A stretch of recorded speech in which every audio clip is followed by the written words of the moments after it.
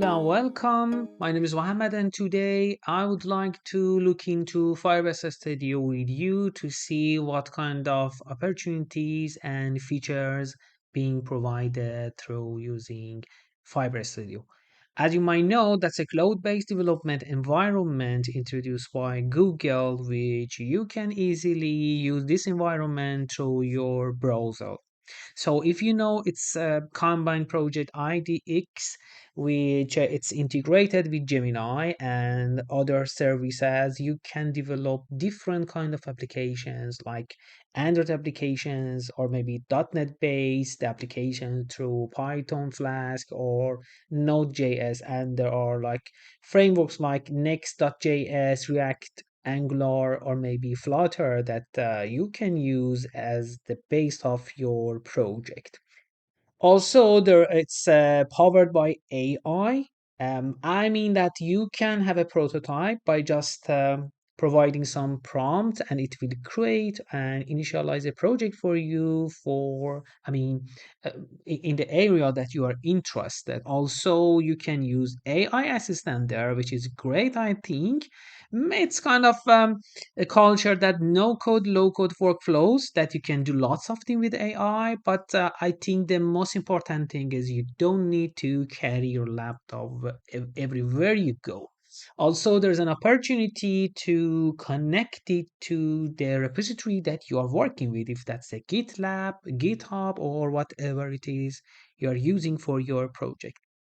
The good point that there is a real-time collaboration in Google services and ecosystem, which we are going to look into that by creating an Android application quickly together and see how the process looks like and how smooth will be our experience. Let's start here. We will start from this button. Of course, you can use another URLs and entering that directly, but since I have logged in there, you can see that's my profile. Just for your information, I tried like having like one or two examples. Now I'm trying to remove the previous environment there so we can start everything from scratch together. I would like to start by creating a new workspace for myself. And since I'm interested to create an Android application, I will go and use mobile template here. So as you can see here, there are different menus and options if that's a web-based project that you want to do, if that's a backend project, mobile base, if even if you want to have some AI or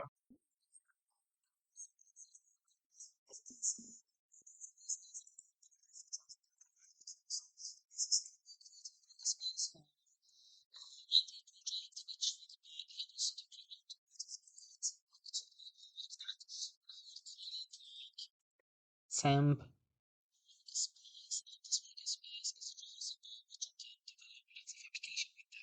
Interesting to know that the first workspace is free, but if you want to have more workspaces, you need to delete it or pay for, a different subscription. I'm using the free one.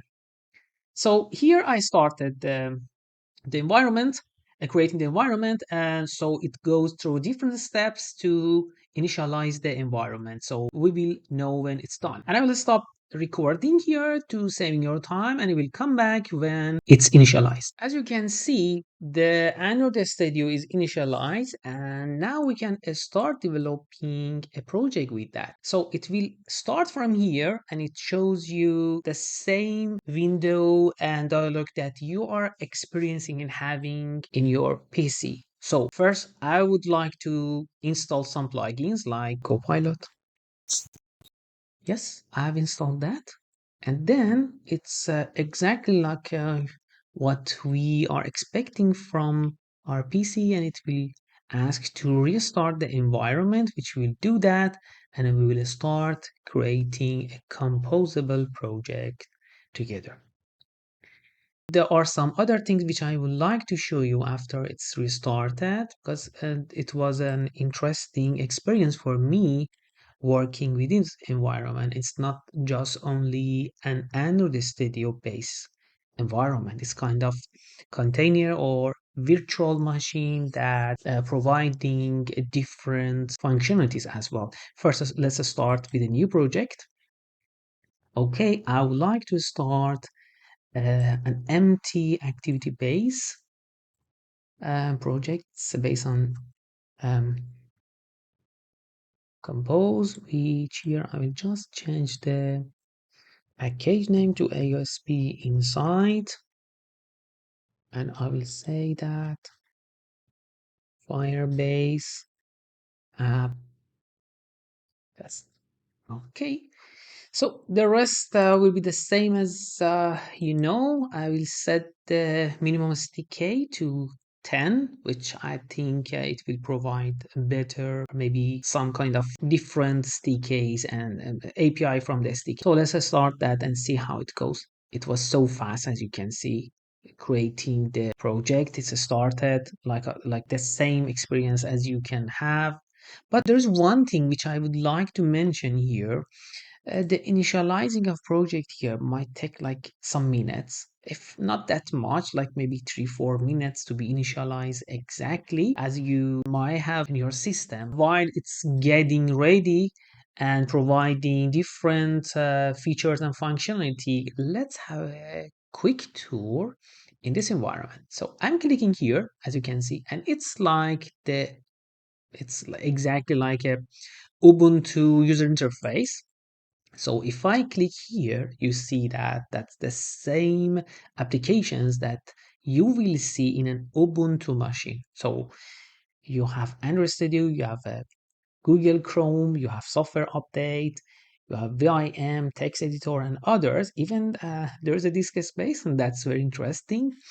But we can do one thing actually. Let's be a bit curious here and see what's that. Okay, so it says that it's a Linux Firebase temp workspace and not providing anymore. But I think that's clear. That's kind of like Ubuntu based machine. I would like to think like that. But anyway, if you want to have a quick tour, what we can do is trying to install some other applications actually. Like here, let's see what we. Yes, that's exactly what I was expecting. And here, I don't know, maybe installing a VS Code. That would be a good experience, I think, for us. VS Code. I think it's been called Code as well. Yes, that's exactly what I was looking for. And after installing that, okay, it's not able to install that. It means that it's being maybe restricted, but we can try here as well. apt date, since it's not just developing an Android application, it would be good to have an experience. Yes, it's blocked, and let's try with sudo apt update. It works actually, and that's very nice because I can see that, okay, that's really an Ubuntu based environment that we can install lots of things. But we will not stop here, and we can do something else. For example, just think that you wanna install VS Code. If I'm not wrong, it's sudo apt code. But just to ensure, let's have a Chrome browser as well, because at the same time, we are testing how it goes smooth when you have a Chrome and maybe an Android Studio in the background working on there. It means that here we can easily signing with our like Google account to see that how it is. Let's see, Ubuntu install VS Code. Okay, it's a bit slow, I think. I was not expecting that, but anyway, that's cool actually. Um, I don't know why it takes too much time.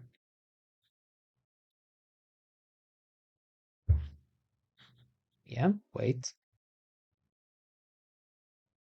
to see that. I'm searching on my computer as well.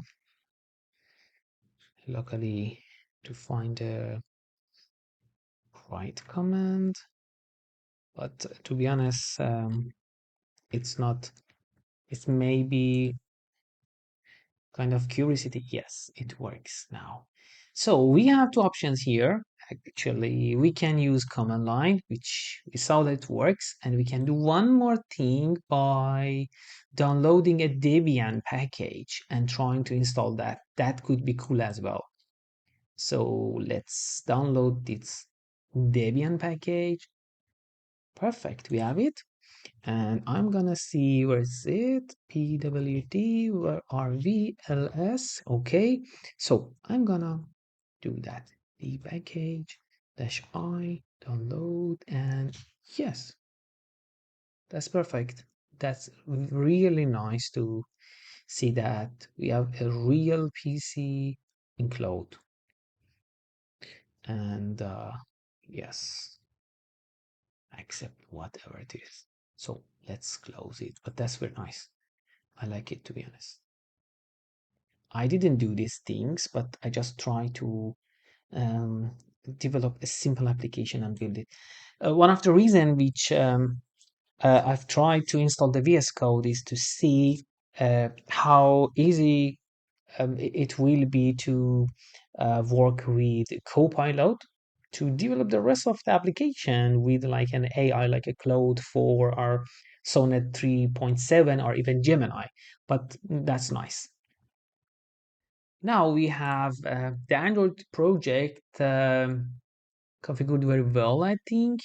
What I'm gonna do here is starting an emulator in parallel.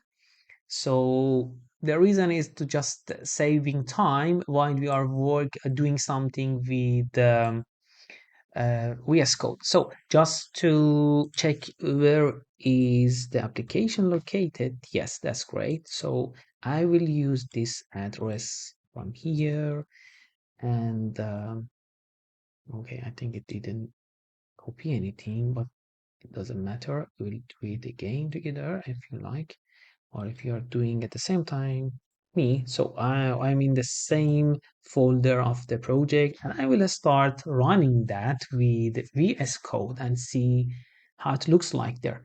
Then we will see that, okay, the Copilot is configured there, and it will be so easy to start development with Copilot. Here I'm trying to drag it, but I think since we have started the emulator, it's a bit slower than what we were expecting. So yes, it was like a bit, yeah, it's a bit slow, to be honest. Maybe that's too much for it, or there are some other configuration that we can buy to allocate more resources to what we are doing. Anyway, you see that that's the same project, that's the same thing, and yes, the stuff that we are working with. So I'm trying to see where is them later. Okay, it's still trying to boot. Okay, now we have it. That's nice. Then I will try to build the project and run on them later. In meanwhile, we can do one, it can take one more step. We will try to open the chat, and most probably it will ask to having a login into, maybe I had a login before. I don't think so. But anyway, yes, it seems that everything is ready. Let's try. After running that, we can maybe changing a bit some part of the application with the Copilot. So it's there. Now I want to build the project.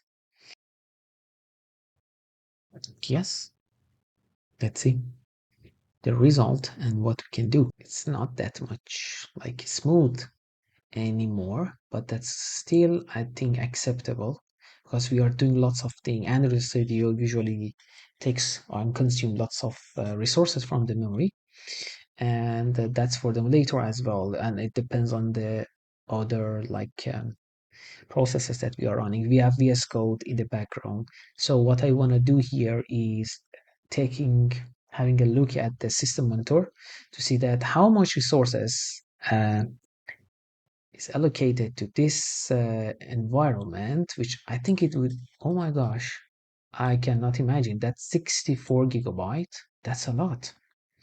And I can see that there are 16 CPU. That's a huge amount of resources.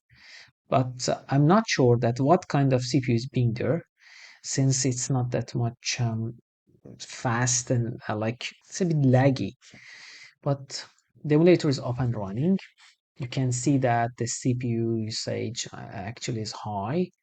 Um, and if wanna like having a different experience, we can see that here as well with top. So, but that's cool. 64 gigabyte RAM. That's a lot of resources. You can do lots of things. So, the project is built, and now we will try to run it on the emulator and see the result.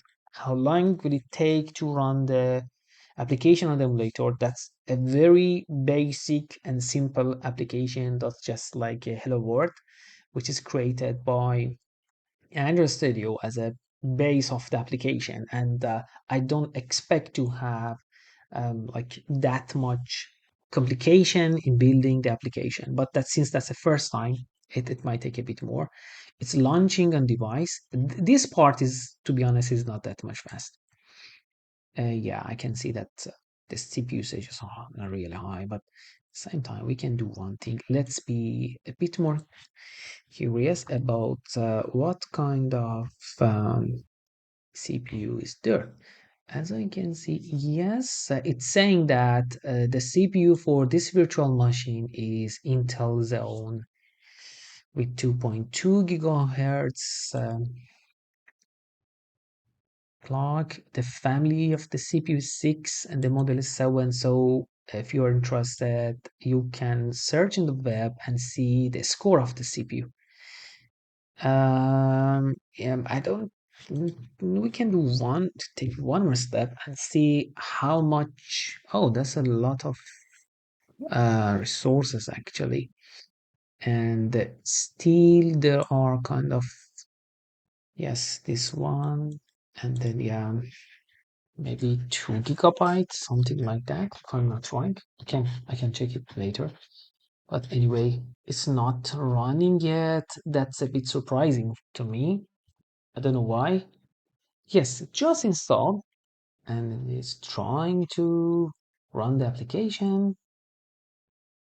We need to try to add more features to the application and see how it goes the next time. Maybe the first time is slow and afterwards it will be better. But to be honest, what I would like to do is not using Android Studio at all. I would prefer to use VS Code for different reasons. It's like more handsome to work. I like it a lot more. Plus, I can use it everywhere I want. Usually, I will face some problem with Android Studio because of consuming the RAM and CPU. But anyway, I want to change something here. Okay. I want to give it some prompt here and see how it could develop the code for me. So develop three button on the UI that they will fetch some information from the web through invoking some APIs that I will provide them later. Let's see. Now it's asking to sign in. I don't know. Okay, it didn't work. So 100% I need to log in. Since it's not there, and that will be a bit challenging for me to sign in. Yes, I think I need to provide everything here. So I'm trying to log in here and providing the user and pass because everything located here, so that should not be a big deal. But The point here is you can take it as your like private PC and do whatever you want here. So I think there is no problem with having a login here and yeah, so on.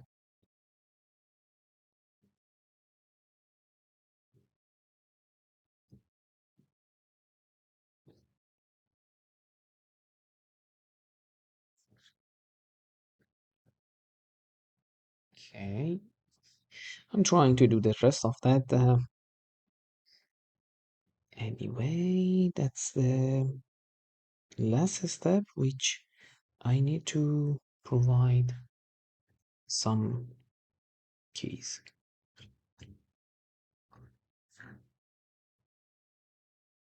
Yeah, I'm there. And now it's redirecting me to VS Code, and it started developing the code with my first prompt. So I would be happy to see how it goes. And let's open the user interface, which is based on composable functions and Jetpack Compose. So it would be interesting to see how the changes gonna happen. So it started changing main activity, theme, main activity again, and theme through different steps. So just having a quick look at what has been changed, I don't see any changes in theme. It's mainly happened in main activity. I'm gonna accept the changes and I will try to build and run it again. Yeah, you can see that here we have three different buttons that's provided by Copilot, but we didn't check that which agent is being used and which model, which is GPT 4.1. To be honest, I'm more interested in Cloud Sonnet 4 or Gemini 2.5 Pro because of the experience which I've got with them. For information, I'm not using the free version of Copilot. That's a paid version. That's why you can see the Cloud Sonnet 4 and the Sonnet 3.7.